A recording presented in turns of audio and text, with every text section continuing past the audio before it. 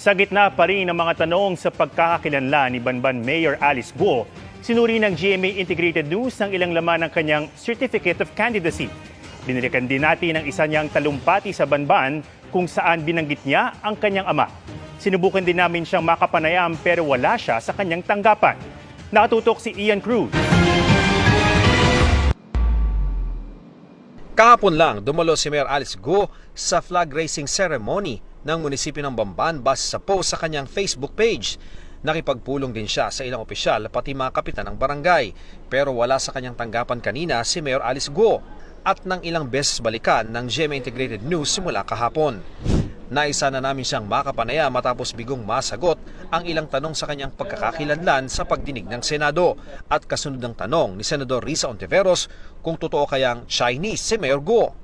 Noong 2022 proclamation rally niya bago manalong mayor ng Bamban, batid na ni Guo ang mga tanong sa kanya. Marami po nagtatanong, sino daw po si Alice Guo? Ako po si Alice Guo, taga Barangay Virgen de los Remedios. Ang nanay ko po ay Filipina. Ang tatay ko po ay isang Chinese. Ako po ay isang Filipino citizen at may pusong Bamban. Pero pagpunto ni Ontiveros sa birth certificate ni Guo, inineklarang Pilipino ang kanyang tatay pero Chinese national umano ang deklarasyon sa mga business record. Hindi ko po kayo bibiguin. Noong 2022 elections, tumakbo si Guo bilang independent candidate. Gumugol siya ng mahigit 134,000 pesos sa kampanya batay sa kanyang Statement of Contributions and Expenditures o SOSE na inilabas ng Senate Committee on Women, Children, Family Relations and Gender Equality. Sa kanyang Certificate of Candidacy naman na nakuha ng GMA Integrated News Research sa Comelec Central Office, nakasaad na ipinanganak siya sa Tarlac noong 1986. Nakasaad din dito noong October 2021 ay mahigit 18. Hi guys, we're tourism students na ngayon ay ipopodcast po namin tungkol kay Mayor Alice Guo ng Bamban, Tarlac na ngayon ay nililitis sa Senado ng mga senador. At ako nga po pala si Bob Gainto, Julian Mahinay, Marchan Aliyah. Tracy Mohansa. So, start na po natin yung podcast. Magkakaroon po kami ng mga different insights about sa trending na issue dito sa Pilipinas ni Mayor Alice Guo. Umpisahan po na namin sa background ni Alice Guo. Siya ay ngayon ang mayor, siya ng Tarlac ngayon. Siya ay tumakbo ng independent lang. Wala siyang kapartido at nanalo siya noong last year, May, sa Bamban Tarlac. sa halalan. Ikaw. Yung tanong ko lang kasi, di ba parang, ba't siya naging mayor? Bakit siya nanalo? Since wala siyang educational background. Ay, hindi, since school, ano siya, di ba, homeschool? Oo. Yes, Tapos parang, schooling pa siya. tapos pure Chinese siya. Wala din sinasabi niya na, wala siyang kinalakihan na magulang, gano'n. So, yun nga, nakakapagtaka kasi nanalo nga siyang mayor. Di ba pure Chinese siya? Di ba bawal yung gano'n? Lalo na hindi ka resident, citizenship dito sa Pinas. Kailangan mo kasi magkaroon ka pa, alam ko dito sa Pinas 15 years ang kailangan ng residency. Oo. Eh, Dito ka ito pa pa natitira. Sabi daw, sa birth certificate niya, 17 years old siya. 17 years old siya nakarehistro. Isipin mo yun di ba dapat simula bata ka pa lang, nakarehistro na yung birth certificate. Pagkapanganak mo wala.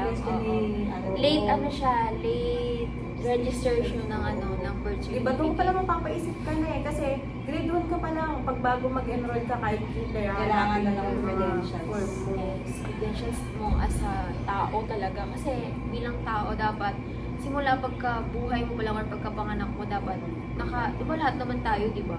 May mga birth certificate tayo na nagpapatunay kung kailan tayo pinanganak, sino mga magulang natin. Eh siya di ba hindi niya alam kung sino yung kinalakihan niya, kung saan siya. And dinidinay niya lahat.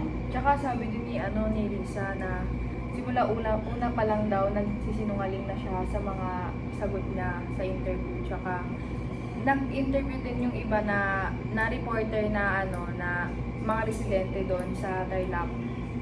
Sinabi na nakikita nga daw yung magulang na magkakasama sila doon Oo, tapos ang sabi pa nga daw, kasama yung mga kapatid. Pero nung inaano siya sa Senado, sabi niya wala daw siyang kapatid. At yung mga kapatid niya na daw yun ay kapatid niya sa tatay ng mga pure Chinese. Ang tatay niya talaga, ang pangalan ay Jiang Zhong Guo. Pero in English name is Angelito Guo. Na nakatira daw, na pinanganak sa Bulacan. Tapos ngayon, sa Tarlac sila. At lumaki daw siya sa farm. Yun nga, nakita naman sa recent video niya na sa TikTok na may farm talaga siya. Isipin mo, kabisado niya yung number ng chicken ng farm niya pero hindi niya alam kung sino picture niya dati. Oo, kumbaga sinabi niya pa, meron siyang sinabi na teacher, si Teacher Rubilin daw. Yun lang. Yun lang, kahit apelido, wala Ayun siyang yung sinabi. homeschooling picture niya, isa lang. So, Kasi lahat na ng homeschooling ano, talaga siya. dinidinay So, niya lahat. As a result talaga, as a person, Suspicious talaga Oo, siya. kumandidat. Talagang suspicious siya. Buti na lang, inaakyat siya agad sa mga senado. Hindi, isipin mo din yung COMELEC Kasi di ba bago ka tumakbo, kailangan pa ng mga form. Yung COMELEC, paano naman na ano nila yung... Siyempre, i-identify mo yung personality ng Pag tao. mag-a-apply. May kapit siguro. Sa trabaho nga lang, ang hirap Oo. makapasa pag wala kang mga ano.